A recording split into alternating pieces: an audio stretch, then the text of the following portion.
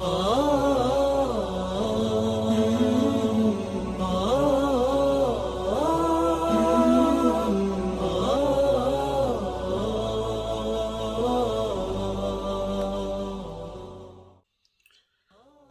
ونصلي ونسلم على رسوله الكريم اما بعد فاعوذ بالله من الشيطان الرجيم بسم الله الرحمن الرحيم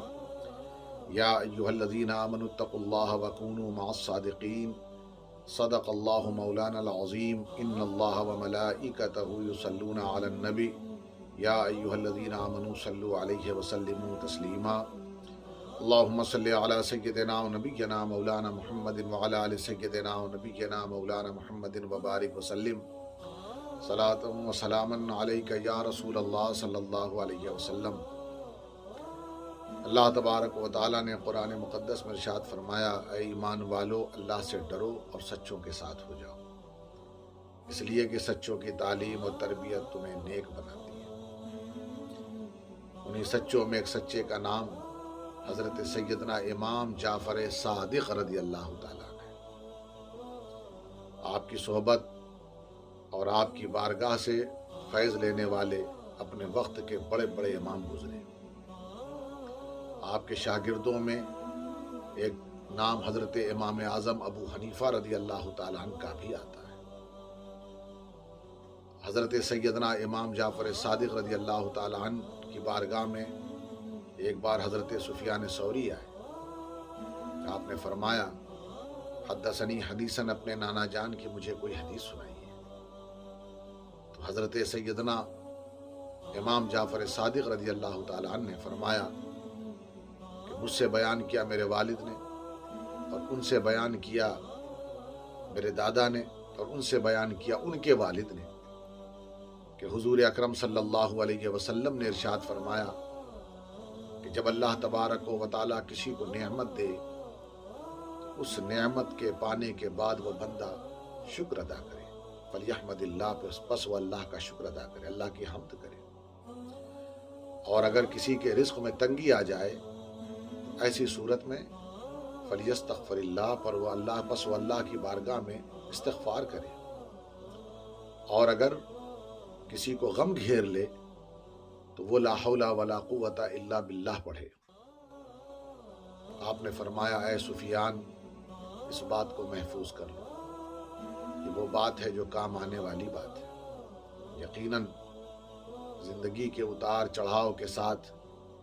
ہم سب کو یہ معاملات، ہماری زندگی میں یہ معاملات آتے رہتے ہیں، اور جس کے بھی زندگی میں ایسے معاملات آئیں تو ان تعلیمات پر عمل کرنے سے فائدہ ہوتا ہے، پریشانیاں، غم دور ہوتے ہیں، رزق کی تنگی دور ہوتی ہے، اور نعمت پر اللہ کی حمد کرنے، اللہ کا شکر بجا لانے سے نعمتوں میں اضافہ ہوتا ہے۔ حضرت سیدنا امام جعفر صادق رضی اللہ تعالیٰ عنہ کے تعلق سے امام شبلنجی اپنی کتاب میں لکھتے ہیں کہ آپ مجاب الدعوات، وکان جعفر الصادق رضی اللہ تعالیٰ عنہ مستجاب الدعوات یا مجاب الدعوت، یعنی کہ حضرت امام جعفر صادق رضی اللہ تعالیٰ عنہ آپ کی ہر دعا اللہ تبارک و تعالیٰ قبول فرماتا ہے، یعنی جو آپ دعا کرتے فوراً وہ قبول ہو جاتی۔ لکھا جاتا ہے کہ اذا سأل اللہ شیئا لا یتم قولہ الا وہو بین یدیہ، یہاں تک کہ آپ کسی بھی چیز کو اللہ کی بارگاہ میں کسی بھی چیز کا سوال کرتے، اللہ سے مانگتے، تو ابھی آپ کی بات مکمل نہیں ہو پاتی تھی، اس سے پہلے ہی وہ دعا آپ کی مقبول ہو جاتی تھی، اور اس طرح مقبول ہوتی تھی کہ ابھی کسی چیز کو آپ گویا طلب کر رہے ہیں، ابھی وہ طلب کر ہی رہے ہیں، وہ چیز آپ کے سامنے حاضر ہو جائے۔ ایسے اللہ کی بارگاہ میں حضرت سیدنا امام جعفر صادق رضی اللہ تعالیٰ عنہ کی دعا قبول ہوتی تھی۔ یہ معیار تھا،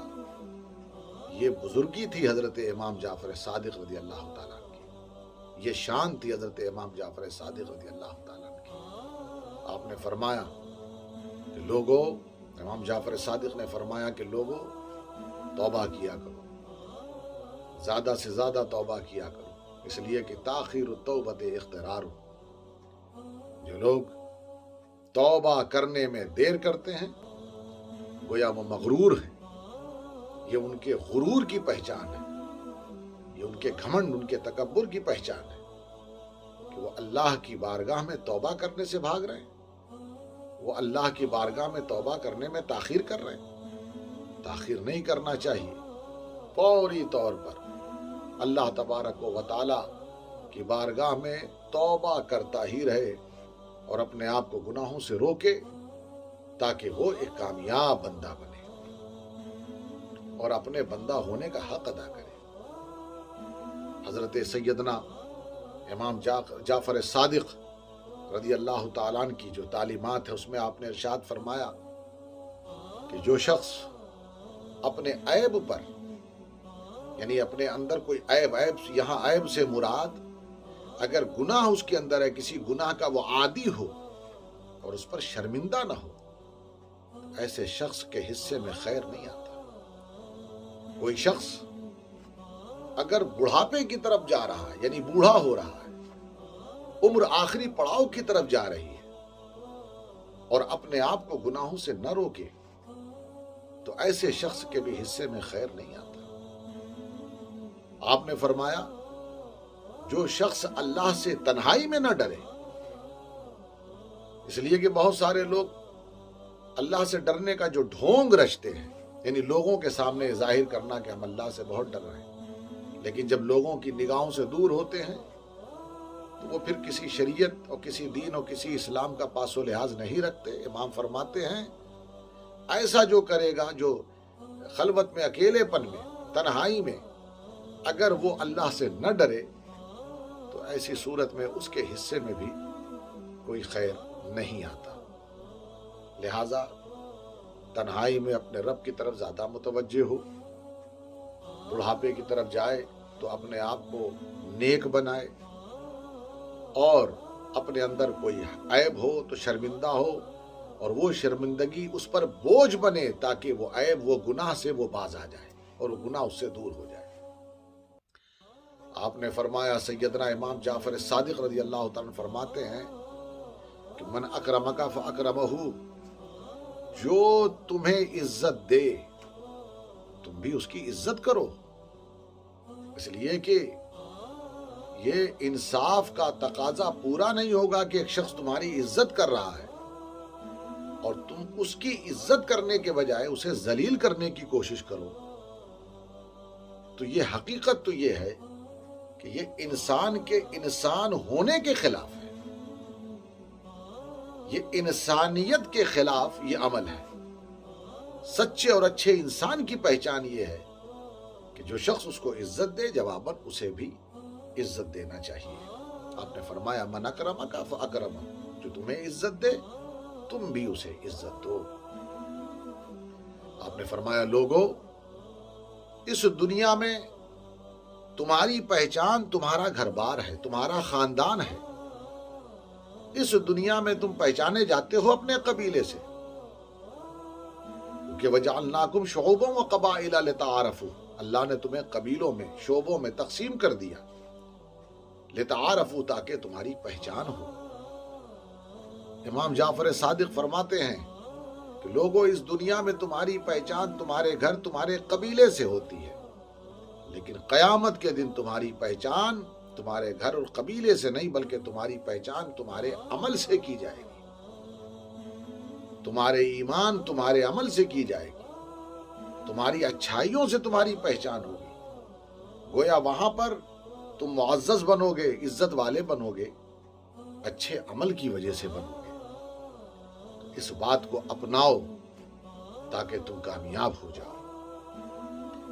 حضرت سیدنا امام جعفر صادق رضی اللہ تعالیٰ عنہ، آپ اتنے صاحب کمال تھے کہ آپ کے زمانے کا جو خلیفہ ابو منصور جو بادشاہ تھا اس دور کا، وہ اکثر و بیشتر آپ کے تعلق سے، چونکہ لوگ اسے جا جا کر اس کے کان میں کچھ نہ کچھ بھرتے تھے،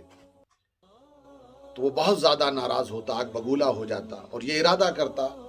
کہ میں امام جعفر صادق کے خلاف یہ کروں گا، وہ کروں گا. امام جعفر صادق رضی اللہ تعالیٰ عنہ جب اس کے سامنے پہنچتے اور تھوڑی دیر تک آپ کی گفتگو ہوتی، اس سلسلے میں بہت ساری گفتگو، بہت لمبی لمبی باتیں ہیں، مگر میں آپ کو صرف مختصراً بتا رہا ہوں کہ امام جعفر صادق تھوڑی دیر اس سے گفتگو کرتے، اتنے میں وہ اتنا مرعوب ہو جاتا تھا، یہاں تک کہ آیا ہے کہ اچھی عطر لے کر کے وہ آپ کی داڑھی شریف میں لگاتا تھا۔ ایک بار اس نے بہت سخت ارادہ کیا امام جعفر صادق رضی اللہ تعالیٰ عنہ کے خلاف، لیکن جب امام آئے اور امام کی گفتگو ہوئی کہ آپ کے زبان کا جو اثر دیکھیں آپ کہ کیسے مخلوق خدا پر آپ کی زبان کا اثر اترتا تھا، اس کی جو تاثیر اترتی تھی، اور آپ کے کلام کا جو اثر تھا دیکھیں، کہ یہاں تک کہ پھر وہ مرعوب ہوا ابو منصور، اور اس نے آپ کی داڑھی شریف پر اس قدر عطر لگائی، گویا آپ کو راضی کرنے کے لیے کہ آپ کی داڑھی شریف سے عطر کے جو قطرات ہیں وہ ٹپکنے لگے، اور اس کے بعد عزت و احترام بھی کیا کرتا تھا وہ، اسی بنیاد پر کہ آپ کے علم اور آپ کی وجاہت اور آپ کی جو روحانی طاقت تھی، اس کے سامنے بڑے سے بڑے بادشاہ بھی وہ بھی جھک جایا کرتے تھے۔ آپ کے پاس جو علمی روب، جو تقوی کا روب، جو پرہیزگاری کا روب، اور پھر کیا کہنا کہ آپ رسول اکرم صلی اللہ علیہ وسلم کی اولاد میں ایک امام بھی ہے اور آپ کی ایک شان ہے، تو پھر اس کمال اور وجاہت کے ساتھ جب آپ جاتے تھے تو بادشاہ بھی مرعوب ہو جایا کرتا تھا۔ یہ شان ہے حضرت سیدنا امام جعفر صادق رضی اللہ تعالی عنہ کی۔ اللہ کی بارگاہ میں دعا ہے کہ اللہ تبارک و تعالی ہم سب کو امام جعفر صادق رضی اللہ تعالی عنہ کی تعلیمات پر عمل کرنے کی توفیق عطا فرمائے، اور ان کے وسیلے سے ہر پریشانی کو دور فرمائے اور اس وبا سے نجات عطا فرمائے۔ وآخر دعوانا ان الحمد للہ رب العالمین۔